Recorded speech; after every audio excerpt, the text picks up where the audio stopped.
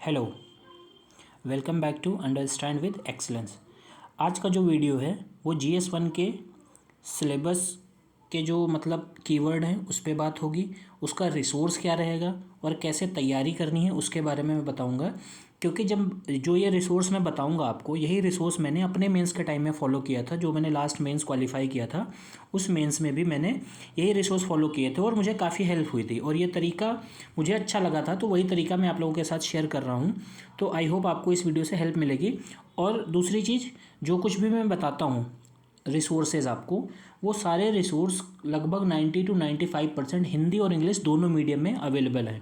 तो जो हिंदी मीडियम वाले हैं वो भी बिल्कुल परेशान ना हो और इंग्लिश मीडियम वाले जो हैं वो भी परेशान ना हो। दोनों को वो सारे रिसोर्स मिल जाएंगे, बाइलिंगुअल हिंदी और इंग्लिश दोनों में मिल जाएंगे। तो आप बिल्कुल पैनिक मत होइए और स्ट्रेटजी यही फॉलो करिए, रिसोर्स यही फिक्स कर लीजिए। यकीन मानिए GS1 का मामला शॉर्टेड हो जाएगा। बहुत ज़्यादा ना फैलाना नहीं होता चीज़ों को। काम किस पे करना है, मेजर फोकसिंग एरिया क्या है, वो मैं अभी आपको बताऊंगा आगे वीडियो में। ठीक है, तो चलिए सबसे पहले थोड़ा सा सिलेबस पे रिजल्ट डाल लेते हैं। ठीक है, सिलेबस हमारा क्या कहता है। पहला टॉपिक है history of Indian culture, will cover the salient aspect of art forms, literature, architecture from ancient to modern time. ये क्या है, ये हमारा आर्ट एंड कल्चर वाला सेगमेंट है ना, आर्ट एंड कल्चर वाला सेगमेंट है। देखो, सिलेबस का डिस्कस मैं इसलिए कर रहा हूँ ना कि सिलेबस आपके दिमाग में बिल्कुल एकदम फीड होना चाहिए। सिलेबस नहीं फीड होगा तो जब भी आप बुक उठाएंगे तो क्या होगा, आप सब कुछ पढ़ जाएंगे, जो नहीं ज़रूरत है उसको भी आप पढ़ेंगे। ठीक है, इसीलिए वो क्या लगता है, बल्कि हो जाती सारी बुक। पढ़ना वही है। हालांकि सिलेबस में क्या है, बहुत वाइड टर्म में कीवर्ड दे दिए जाते हैं।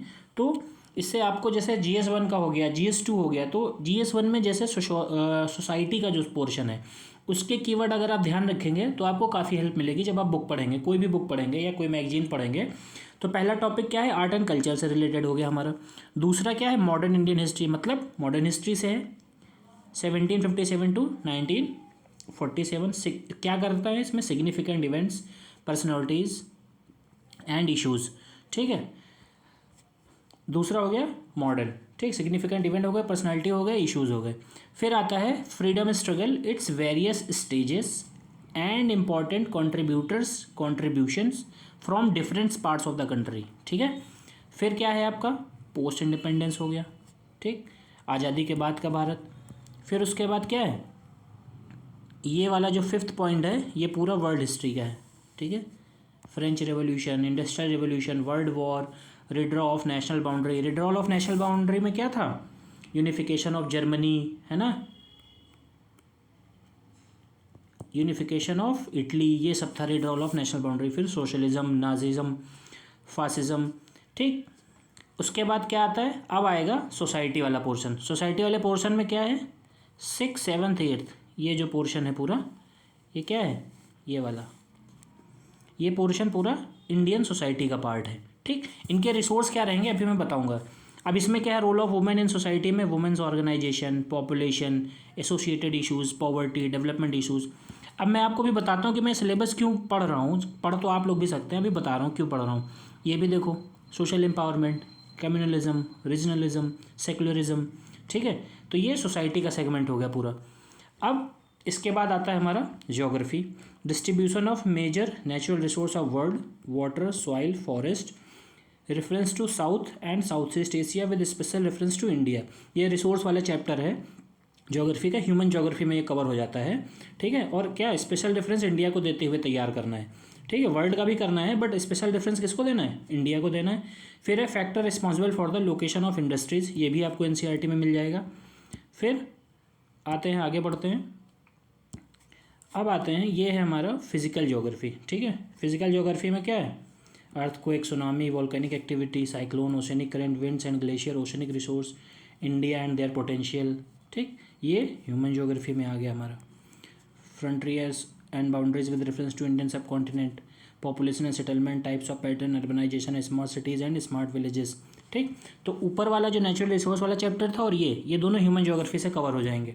ठीक, अब देखो मैंने कीवर्ड ये बताया, मैंने क्या किया था जब मैं मेंस दे रहा था, तो जब मेरा प्री हो गया था उसके बाद मैंने क्या किया था, जो मेजर कीवर्ड है ना सिलेबस के, उनसे मैंने क्या किया था, उन पे एक चीज़ बना ली थी। जैसे सोशल एम्पावरमेंट है मान लो, तो सोशल एम्पावरमेंट की डेफिनेशन क्या है, इसका सिग्निफिकेंस क्या है, और इसका, एक मिनट, यहाँ लिख के बताता हूँ। मान लो सोशल एम्पावरमेंट, ठीक है। तो मैंने क्या किया था, ये कीवर्ड हो गया, ये सिलेबस से एग्जैक्ट कीवर्ड है, ठीक। तो मैंने क्या किया, मैंने इसकी डेफिनेशन कि सोशल एम्पावरमेंट है क्या, ठीक है,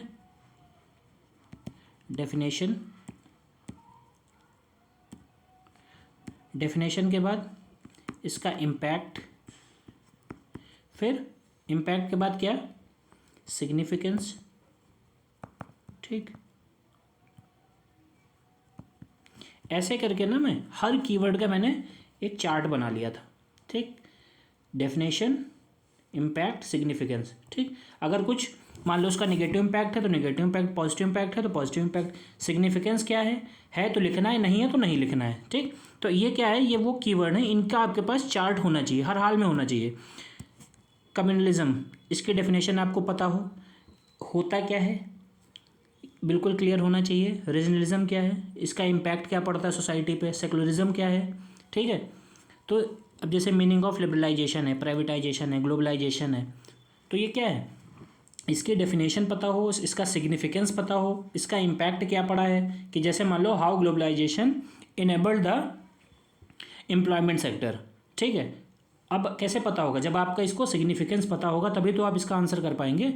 मान लो क्वेश्चन पूछा कि how globalization enabled the employment sector, तो एम्प्लॉयमेंट सेक्टर को कैसे इनेबल किया, जब हमारे पास उसका सिग्निफिकेंस वाला चार्ट होगा तभी तो हम पता लगा पाएंगे कि ग्लोबलाइजेशन का सिग्निफिकेंस है क्या।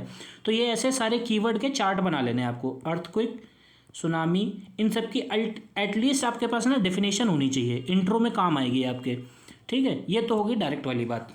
ये हो गया हमारा कि भाई सिलेबस हो गया, ठीक। और ये इसलिए मैंने पढ़ा है कि आपको कीवर्ड वाला 3 चीज़ें, सिग्निफिकेंस, इम्प्लीकेशंस और उसकी डेफिनेशन आपके पास होनी चाहिए।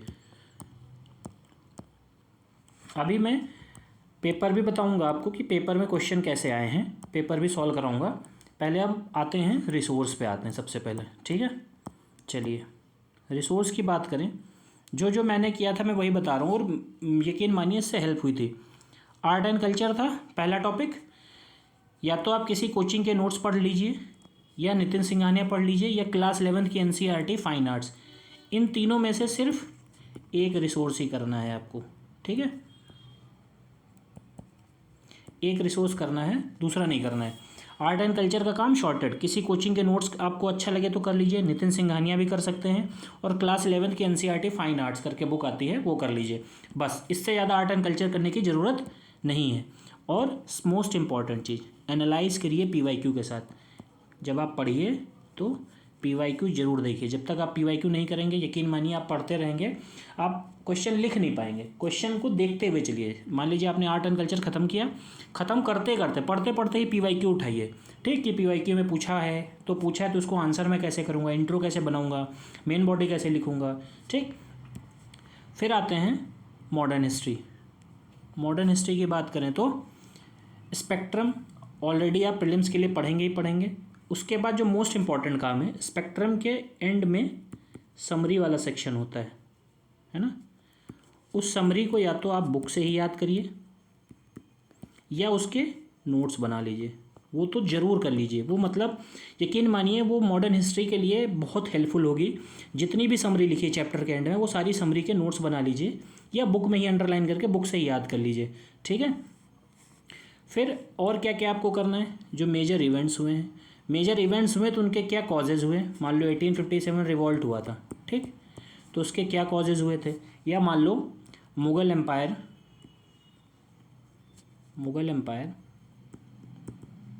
ठीक, causes of decline of Mughal empire मान लो पूछ लिया, तो आपको कॉजेज़ पता हो। इम्पैक्ट क्या पड़ा, जब मुग़ल एम्पायर डिक्लाइन हो गया तो क्या हुआ होगा, इम्पैक्ट क्या हुआ होगा भाई, रीजनल किंगडम्स का इमरजेंस होना शुरू हो गया, है ना। बंगाल हो गया, साउथ इंडिया में हैदराबाद हो गया, ये सब क्या थे, रीजनल किंगडम इमर्ज होना स्टार्ट हो गए, तो इम्पैक्ट।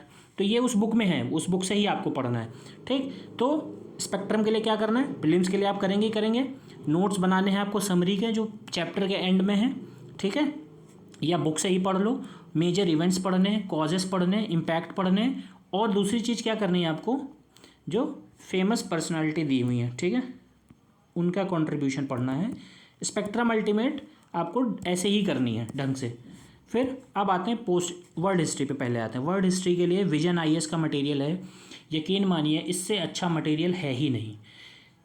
छोटा मटेरियल है, कंसाइज है, और इसका हिंदी में भी आता है और इंग्लिश में भी आता है। ठीक है, जो हिंदी वाले हैं वो हिंदी ले लें, इंग्लिश वाले इंग्लिश ले लें। यकीन मानिए वर्ल्ड हिस्ट्री शॉर्टेड हो जाएगी आपकी। देखिए कंटेंट वाइज ना आप इनरिच हो जाएंगे, जो बेसिक चीज़ें हैं वो आपके दिमाग में अगर एक बार बैठ गई और आपने आंसर में फ्रेम करना स्टार्ट कर दिया, आपको फ्रेमिंग आंसर की स्ट्रक्चरिंग सीखनी पड़ेगी। दिक्कत वहीं पे होती है, पढ़ने वाले बहुत लोग हैं और बहुत सारा कंटेंट उनके दिमाग में है, बट जब फ्रेम करने की बारी आती है ना तो उनकी स्ट्रक्चरिंग अच्छी नहीं होती, तो स्ट्रक्चरिंग पे काम करना है। ठीक है, तो विजन आईएएस का जो वर्ल्ड हिस्ट्री है वो पीडीएफ उठाइए। पोस्ट इंडिपेंडेंस भी विजन आईएएस का वैल्यू एडेड मटेरियल आता है, ये भी हिंदी और इंग्लिश दोनों में अवेलेबल है, इसको पढ़िए। बेस्ट रिसोर्स मैं बता रहा हूँ, यकीन मानिए ये पढ़ने के बाद GS1 आपका शॉर्टेड हो जाएगा। GS1 के लिए आपको फिर दिक्कत नहीं होगी, फिर आपको PYQ लिखने हैं। और जैसे कभी कभी ना होता है कुछ बहुत से क्वेश्चन ऐसे हैं जो रैंडम से आ जाते हैं, एक आधा क्वेश्चन आ जाता है मान लो, तो उसके लिए ना आपको 1000 पन्ने की किताब के पीछे नहीं भागना है। ठीक है, किताब का काम है हर साल प्रिंट होना, हर साल नई किताबें आती हैं, 100 500 हज़ारों किताबें आती हैं। ठीक, इस साल मान लो तुमने कोई स्टैंडर्ड बुक पढ़ी, मान लो स्पेक्ट्रम पढ़ी, अब कोई मेंस में क्वेश्चन आया मॉडर्न हिस्ट्री का, वो स्पेक्ट्रम में नहीं था। ठीक, बट क्या हुआ वो अगली बुक में मान लो था, तो आप क्या करें, आप अब उस बुक को चेज नहीं करना है कि अच्छा इस बुक में नहीं था, स्पेक्ट्रम को डिस्कार्ड करते हैं और चले जाते हैं उस बुक पे शिफ्ट हो जाते हैं, ऐसे नहीं करना होता है। या उस बुक का क्वेश्चन था इसमें नहीं था तो उस बुक पे शिफ्ट हो गए, ये सब नहीं करना है। आपको क्या करना है, आपको मेथड पे काम करना है, अल्टीमेट मेथड पे काम करना है। ठीक है, मेथड पे काम करेंगे तब आपका काम बनेगा, वरना काम नहीं बनेगा, क्योंकि स्ट्रक्चरिंग इंपॉर्टेंट है ना। एक बार देखो हिस्टोरिकल इवेंट्स हों या पर्सनैलिटी हों, हर किताब में वही लिखा हुआ। गांधी जी ने अगर खिलाफत और नॉन कॉपरेशन को मर्ज किया था इस मुद्दे को, तो वो हर किताब में तुम्हें मिलेगा। दिक्कत कब आएगी, जब वो खिलाफत और नॉन कॉपरेशन पे क्वेश्चन पूछेगा, आप कैसे फ्रेम करते हैं, कैसे स्ट्रक्चर करते हैं, कैसे लिखते हैं, रिप्रेजेंटेशन क्या है आपके आंसर का, तभी वो काम बनेगा। तो post independence vision IAS, Indian society का भी वैल्यू एडेड मटेरियल आता है विजन आईएएस का, इसी से शॉर्टेड हो जाएगा। इससे बेस्ट कुछ नहीं है, यकीन मानिए कुछ भी नहीं है, इसकी टेंशन लेने की ज़रूरत ही नहीं है। मैं बता रहा हूँ ना, मैं गारंटी ले रहा हूँ, इतना आप कर लीजिए अच्छे से, PYQ कर लीजिए, शॉर्टेड हो जाएगा। GS1 के लिए आपको भागना नहीं पड़ेगा, चीज़ों को फैलाना नहीं है, चीज़ों को फैलाइए मत, ये रिसोर्स करिए, इस रिसोर्स के बाद इम्प्लीमेंटेशन पे, अपनी स्ट्रेटजी पे काम करिए। फिर आते हैं ज्योग्राफी में। ज्योग्राफी क्या था, फिजिकल ज्योग्राफी प्रीलिम्स के लिए आप तैयार करेंगे, वहाँ से हेल्प तो रहेगी ही रहेगी, बट साथ में 11th की NCERT विथ GC लियोंग करनी है। अब हिंदी मीडियम वालों के लिए दिक्कत होगी। ठीक, तो हिंदी मीडियम वालों के लिए भाई महेश बर्णवाल भी आती है। ठीक है, तो ये दोनों बुक हटा के हिंदी मीडियम वाले महेश बर्णवाल भी कर सकते हैं, महेश बर्णवाल हिंदी में भी आती है। ठीक है, बट जो मैंने किया था, मैंने फिजिकल ज्योग्राफी प्रीलिम्स के लिए तो पढ़ी ही पढ़ी थी, 11th की NCERT करी थी और GC लियोंग की थी, क्योंकि GC लियोंग से वर्ल्ड ज्योग्राफी अच्छे से कवर हो जाता है। ठीक, फिर उसके बाद ह्यूमन ज्योग्राफी। ह्यूमन ज्योग्राफी कहाँ से करनी है, NCERT, कौन से क्लास की, 12th क्लास की। ह्यूमन ज्योग्राफी क्यों करनी है, वो सारा आपको ये देखो जो मैंने पढ़ाया था अभी सिलेबस में आपके लिखा हुआ है। ह्यूमन माइग्रेशन, रिफ्यूजी प्रॉब्लम, ठीक है, पॉपुलेशन एंड सेटलमेंट, फिर क्या था, ये हमारे रिसोर्स जो थे, distribution of major natural resources of the world, ये सारा आपको इसी बुक से NCERT से कवर हो जाएगा। ठीक है, तो GS1 का जो भी टॉपिक है वो सारा क्या हो गया, शॉर्टेड हो गया। अब आते हैं थोड़ा PYQ देखते हैं कि PYQ में क्या है भाई। ये देखो, अब पहला क्वेश्चन है, नीचे से चलते हैं, स्लाइड ऊपर नीचे हो गई है आई थिंक। ये मान लो ये सेक्शन है, write a note on the town planning of Harappan civilization period. अब ये कितना कॉमन क्वेश्चन है, आप बताइए। इंडस वैली सिविलाइजेशन जो है आप प्री के लिए भी पढ़ेंगे और मेंस के लिए भी पढ़ेंगे। ठीक, लेकिन आपको कंटेंट पता है, बट आपको क्या है, उसने स्पेसिफिक पूछा है किस पे, सिर्फ टाउन प्लानिंग पे पूछा है। तो हो सकता है टाउन प्लानिंग में आपने 4 ही लाइन पढ़ी हूँ, आपने जो नोट्स बनाए हों या बुक में पढ़ा हो सकता है 4 लाइन में ही पढ़ी हूँ। ठीक है, बट क्वेश्चन कितना है, ये कितने मार्कर है, 8 मार्कर है ये क्वेश्चन।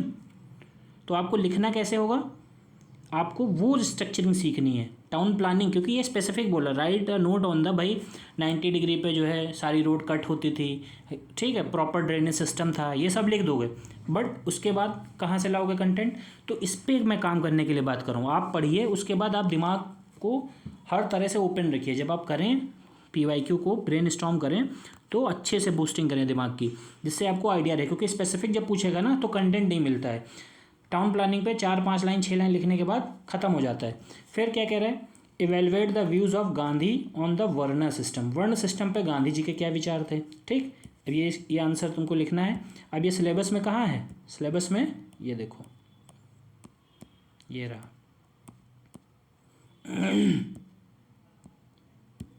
इम्पॉर्टेंट कॉन्ट्रीब्यूटर्स, ठीक है, उसी में है ना, इम्पॉर्टेंट कॉन्ट्रीब्यूटर्स और कॉन्ट्रीब्यूशन।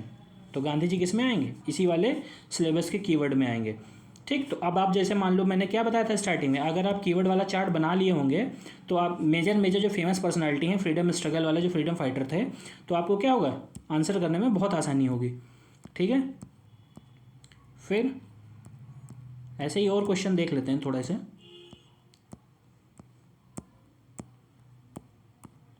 चलो एक वर्ल्ड हिस्ट्री का भी देख लेते हैं।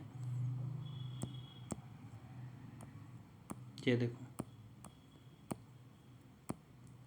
ये who was Jacobins, what were their role in the French revolution, ठीक है। अब जैकोबिन कौन थे? जैकोबिन वही थे जिन्होंने फ्रेंच रेवोल्यूशन स्टार्ट करी थी, ठीक है। फ्रेंच रेवोल्यूशन जब स्टार्ट करी थी तो ये जैकोबिन एक तरह का ग्रुप था, ठीक है, ये लोगों का ग्रुप था, रिवोल्यूशनरी ग्रुप था। इसी ने क्या किया था, फ्रेंच रेवोल्यूशन को ये स्टार्ट करी थी फ्रांस में, ठीक है, इनका ही कंट्रीब्यूशन था। उसके बाद जब ये लोग फ्रांस में रेवोल्यूशन ले आते हैं, वहाँ पे जो है सोवरेनिटी आ जाती है, मोनार्की हट जाती है, तो ये जैकोबिन क्या करते हैं, ये ग्रुप बना के यूरोप के बाकी रीजन में भी क्या करते हैं, इन्वेड करते हैं और वहाँ से भी मोनार्की को ख़त्म करते हैं, ठीक। तो ये वर्ल्ड हिस्ट्री से कवर हो जाएगा, जब आप विजन पढ़ेंगे उसी से हो जाएगा, ठीक। फिर क्या है, critically examine the concept of nation and citizenship in context of communalism. अब अगर आपने कम्युनलिज्म का वो चार्ट तैयार किया होगा ना, जो मैंने बताया है, तो यकीन मानिए इस आंसर को करने में आपको बहुत देर लगेगी। आप दिमाग में सोचेंगे, आपको चार्ट वो याद होगा, उसी चार्ट के कीवर्ड से आप ना आंसर निकाल के लिख देंगे, ठीक है। फिर ये देखो, लिबरलाइजेशन आ गया, अफेक्टिंग, क्या बोला था मैंने अभी, इम्पैक्ट क्या कर रहा है, the Indian social structure, affect कर रहा है।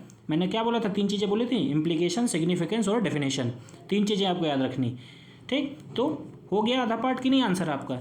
तो इसलिए मैंने वो सिलेबस रीड किया था और कीवर्ड बनाने की बात करी थी। तो जब आप ऐसे करेंगे तब इसको आपको GS1 को मतलब सॉल्व करने में पेपर, आप यकीन मानिए एक बार करना है, एक बार मेहनत लगती है, उसके बाद बहुत ज़्यादा मेहनत नहीं लगती है, सिर्फ आपको चीज़ों पे कमांड करनी है। और PYQ को आपको जो है PYQ का साथ नहीं छोड़ना है। PYQ अगर आपने नहीं किए और आप पढ़ते रहे, सिर्फ आपने क्वेश्चंस को एनालाइज नहीं किया, उनकी आंसर राइटिंग नहीं करी, तो यकीन मानिए फिर आप एग्ज़ाम हॉल में भी नहीं लिख पाएंगे, ठीक। और ये वीडियो हिंदी मीडियम और इंग्लिश मीडियम दोनों लोगों के लिए है, ठीक। ये जितने भी रिसोर्स मैंने बताए हैं ये ईजिली हिंदी में भी अवेलेबल है, वो चाहे स्पेक्ट्रम हो या चाहे आर्ट एंड कल्चर की NCERT हो या वर्ल्ड हिस्ट्री हो, ये सारा कुछ हिंदी में भी अवेलेबल है और इंग्लिश में भी अवेलेबल है। अगर किसी को कोई डाउट होगा GS1 से रिलेटेड, कैसा भी कोई डाउट है, तो आप मुझे जो है टेलीग्राम कर सकते हैं ग्रुप पे, टेलीग्राम ग्रुप पे मैसेज कर सकते हैं, या यूट्यूब पे भी कमेंट डाल सकते हैं, मैं आपको ये सारा सॉल्यूशन सॉल्व करूँगा, ठीक है। तो एक बार बुक लिस्ट फिर से देख लेते हैं, जिससे आपको रिकॉल करा देता हूँ मैं। और कीवर्ड चार्ट प्लीज़ बना लेना, कीवर्ड चार्ट नहीं बनाएंगे आप यकीन मानिए आप फंस जाएंगे, आपको दिक्कत होगी, क्योंकि बार बार आप बुक नहीं उठाने जाएंगे, कीवर्ड चार्ट प्रिपेयर करना है। कोचिंग आर्ट एंड कल्चर हो गया, मॉडर्न हिस्ट्री हो गया, सेगमेंट चेक कर लेता हूँ सारे, ठीक है। फिर वर्ल्ड हिस्ट्री हो गया, पोस्ट इंडिपेंडेंस हो गया, इंडियन सोसाइटी हो गया, ज्योग्राफी हो गया, बस, ठीक। GS1 में इतना ही है। तो आई होप आपको ये रिसोर्स काफ़ी हेल्प करेगा, और हिंदी मीडियम वाले हों या इंग्लिश मीडियम वाले, वो दोनों लोग परेशान ना हो, इसी से काम हो जाएगा आपका। बस आपको करना क्या है, PYQ करते रहना है कंटिन्यूसली, ठीक है, PYQ को नहीं रोकना है। Thank you.